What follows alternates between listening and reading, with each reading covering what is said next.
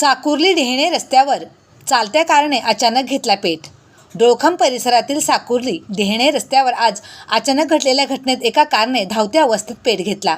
कारमधून धूर येत असल्याचे लक्षात येताच चालकाने प्रसंगावधान राखत गाडी तात्काळ रस्त्याच्या कडेला थांबवली, त्यामुळे मोठा अनर्थ टळला।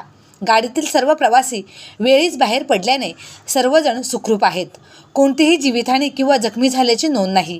ही कार डोंबिवली येथील असल्याची प्राथमिक माहिती मिळत आहे। घटनेची माहिती मिळताच घटनास्थळी स्थानिक चंद्रकांत देसले, सचिन चौधरी, गुरुनाथ रसाळ, सुधीर जागरे, दिनेश रांजणे व इतर सहकाऱ्यांनी धाव घेत मदतकार्य केले। स्थानिक नागरिकांच्या सहकार्याने परिस्थिती नियंत्रणात आणण्याचा प्रयत्न करण्यात आला। आगीमुळे कारचे मोठ्या प्रमाणात नुकसान झाले आहे। आगीचे नेमके कारण अद्याप स्पष्ट झाले नसून शॉर्ट सर्किट किंवा तांत्रिक बिघाडाची शक्यता वर्तवण्यात येत आहेत। संबंधित यंत्रणांकडून पुढील तपास आता सुरू आहे।